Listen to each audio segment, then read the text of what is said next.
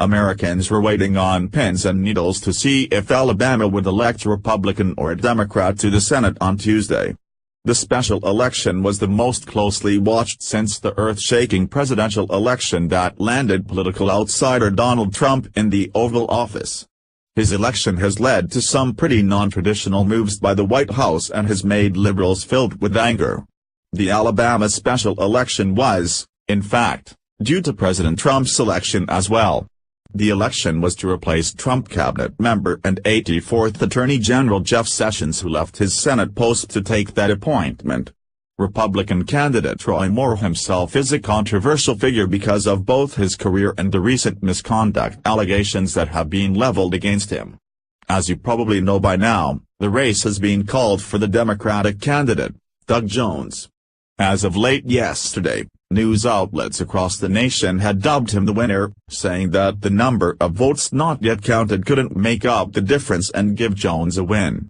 However, Moore is refusing to give up and concede, a move that many are calling just plain stubborn.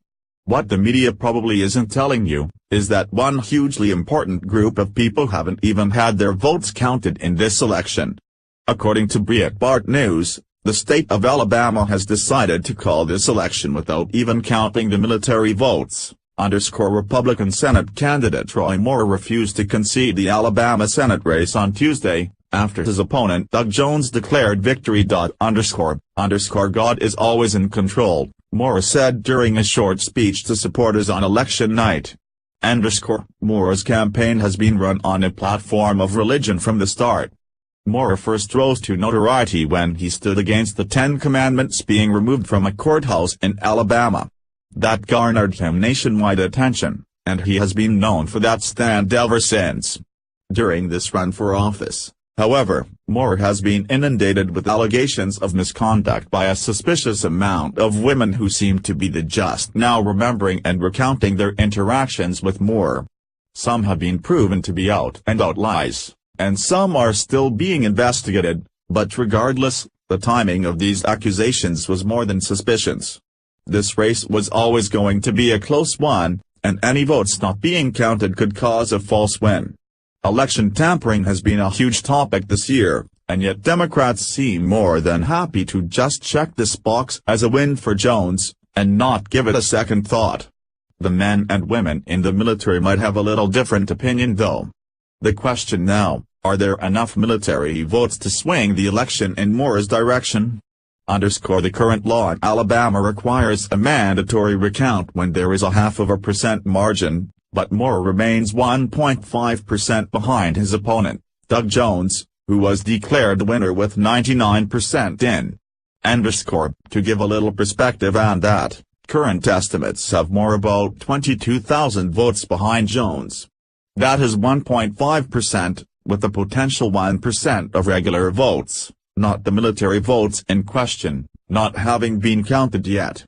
That means that if the votes for Moore that haven't been counted, plus any military votes cast in his direction make up even 1% difference, the election results could be invalidated. If, as many suspects with elections like this, there was any misconduct on the part of Democrats to try and win this election the dirty way, and that gets out, Moore is almost assured to win if it goes to a second round. He was close as it was, all there would need to be is a whiff of impropriety on the part of his opponent or their party to try and throw the election, and Moore would have it safely in the bag.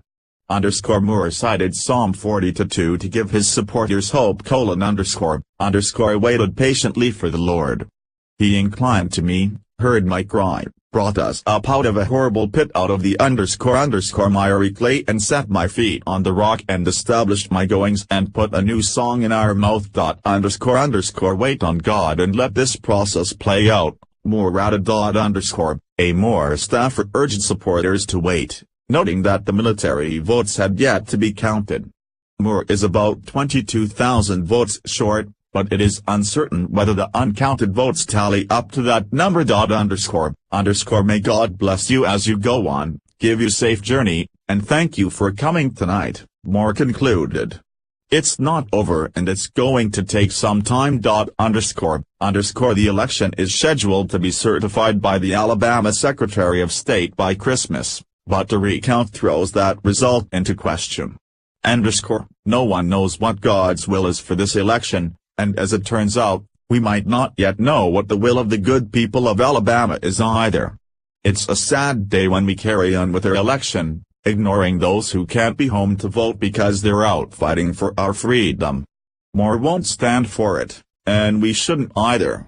H/T, Breitbart News.